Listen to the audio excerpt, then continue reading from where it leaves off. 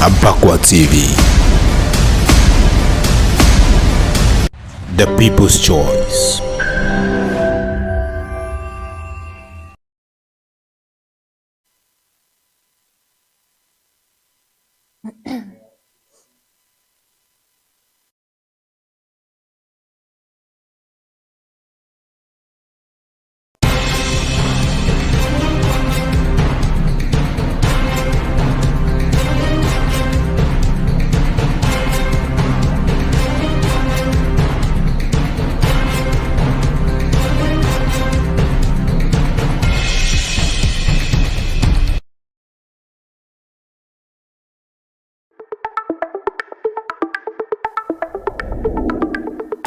Bamenda holds a vendors exhibition showcasing local entrepreneurship.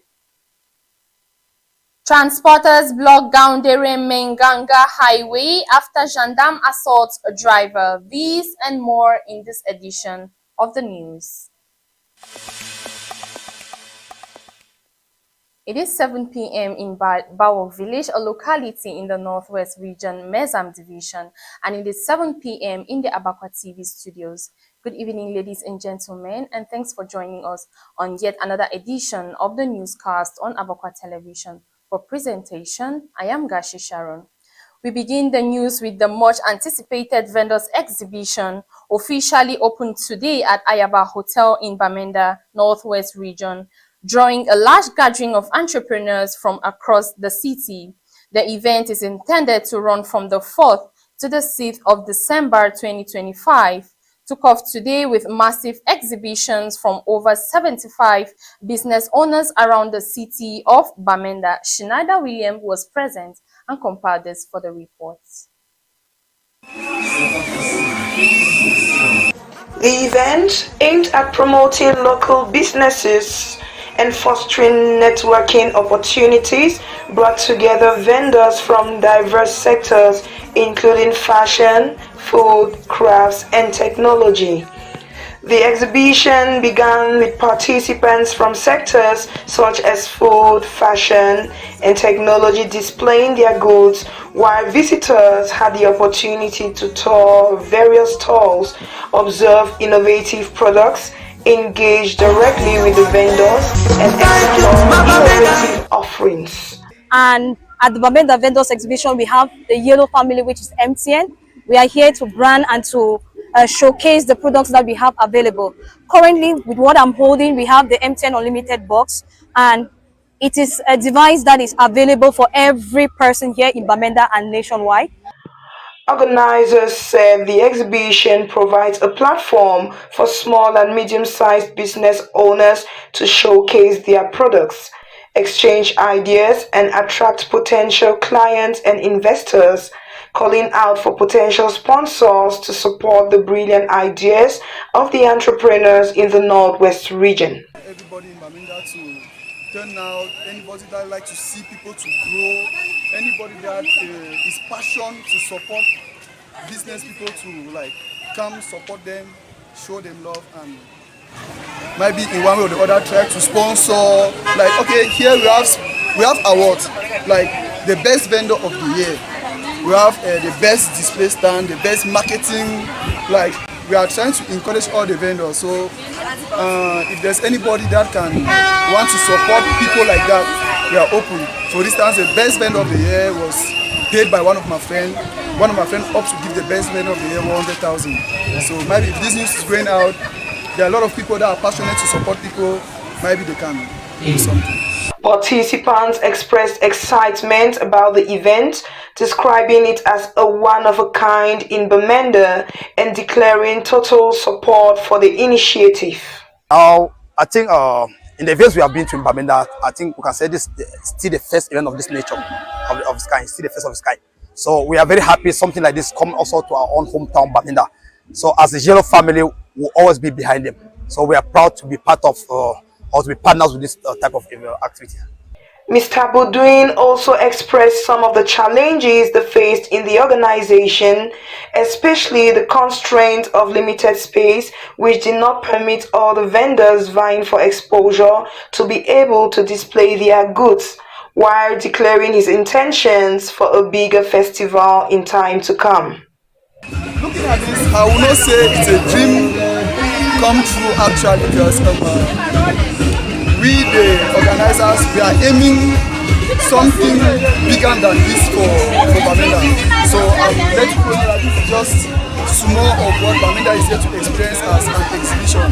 A lot more is coming, especially the next edition, which is next year. For instance, we were able to register 70-something vendors. After that 70-something vendors, we were able to take down a list of, I think it's 110 other vendors. So we had a lot of challenge because there was no space. So if you get here, you see people are scrambling, we are struggling to manage the space to make sure that everybody can showcase whatever they have. So that was one of the greatest challenges that we have. The exhibition is expected to run for 3 days, offering business owners the opportunity to display their products and strengthen the business ecosystem in Bamenda. Visitors and entrepreneurs alike are encouraged to participate actively and take advantage of the opportunities presented by the event. Still on updates in the Northwest region about the abduction of Reverend Father John Berimi Tata, the Catholic priest abducted last month in Dop subdivision in Cameroon's Northwest region, has been released shortly after Archbishop Andrew Nkea of Bamenda issued a firm deadline warning that all Catholic institutions in the area would shut down if Father John remained in captivity beyond November 26. Father John was kidnapped on November 15 along with his assistant by armed separatist fighters. Several other clergy were reportedly detained briefly during negotiation efforts. The abduction heightened concerns over the rising number of attacks on religious leaders in Cameroon's Anglophone regions. News of his release has been met with widespread relief among the faithful, who thanked God for preserving his life and expressed gratitude for the prayers and solidarity shown throughout his ordeal. And still in the Northwest region, tragedy struck in Bamenda yesterday as gunfire erupted at Maitunkwen, leaving many injured in a chaotic scene that was left the community reeling. While the exact roles remained unconfirmed, the injured were rushed to nearby hospitals for prompt medical care. Let's get details from our correspondent, Anne Joyce.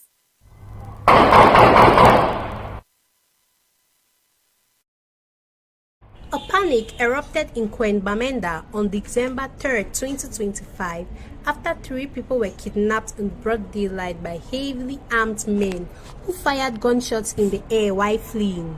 The attackers kidnapped a well-known motorbike part dealer in Ghana Street before seizing 2 more people around Mobi Nkwen. Eyewitnesses say the perpetrators riding on 4 bikes clashed briefly with security forces, triggering chaos as residents ran for safety.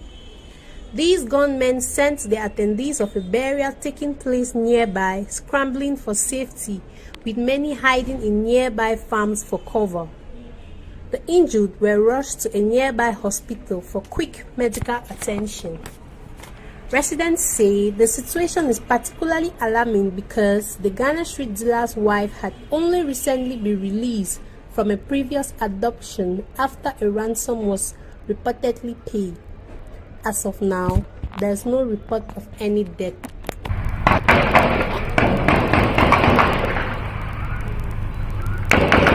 Live in Bamenda now. And still on news about abduction, a gunman dressed in what appeared to be military uniforms abducted Madame Gongum Zenobia, the divisional delegate of arts and culture for Menchum and second deputy mayor of Womb Council on Tuesday night. According to local sources, her captors are demanding a ransom of 10 million francs CFA. Details surrounding the abduction remain unclear. The authorities have not yet released an official statement.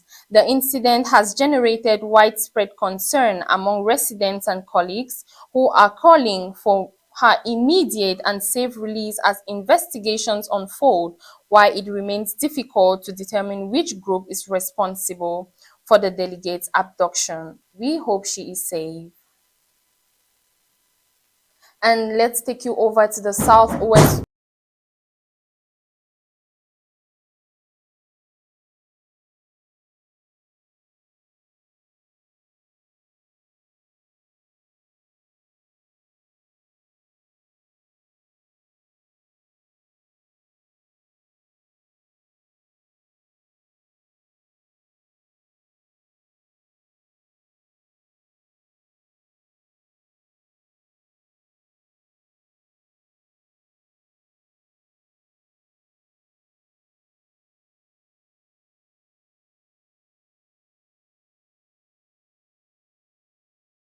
Kumba on Wednesday, 3rd December 2025 evening at around 6:32 p.m. in Church Street around Fiango, causing significant material damage and leaving some people homeless. Let's get details from our correspondent.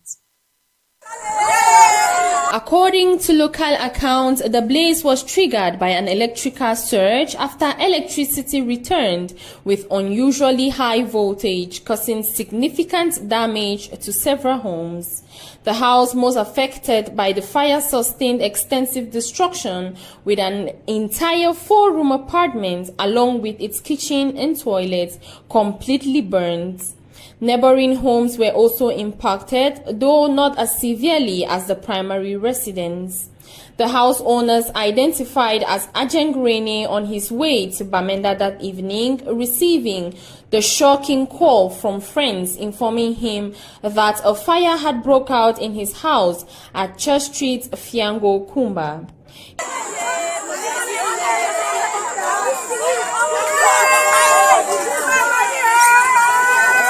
He arrived as soon as he could, but with little or nothing to salvage.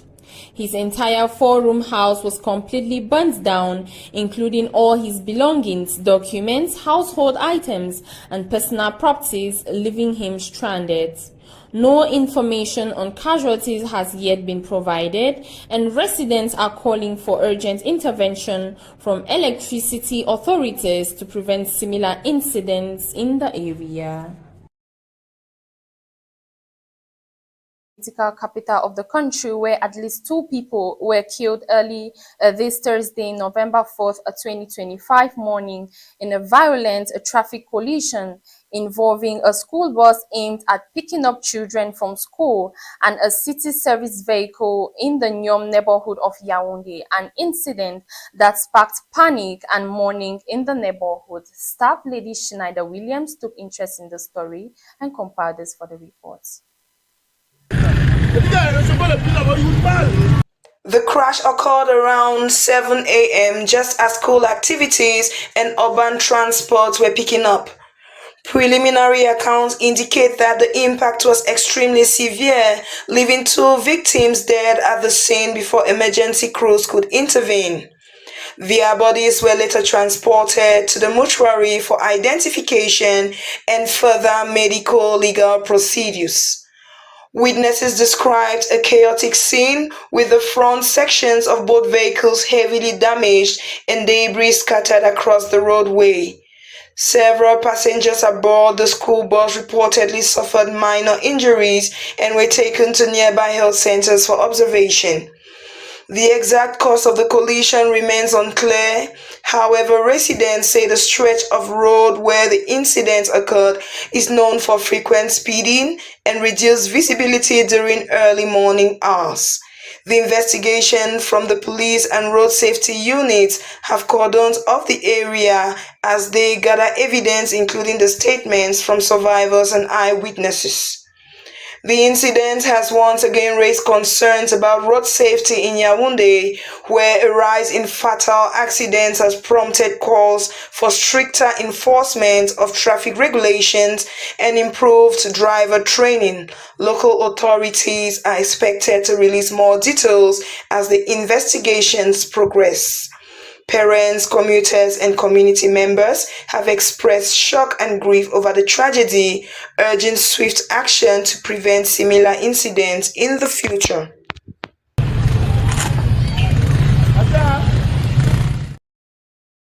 to the far north region, traffic on the Gaundere-Menganga Highway was completely paralyzed on Thursday, November 4th morning after a confrontation between a gendarme officer and a commercial truck driver sparked a large-scale protest by transport operators. A student intern and Joyce has details. Demanded a bribe from the driver. In a rare show of defiance,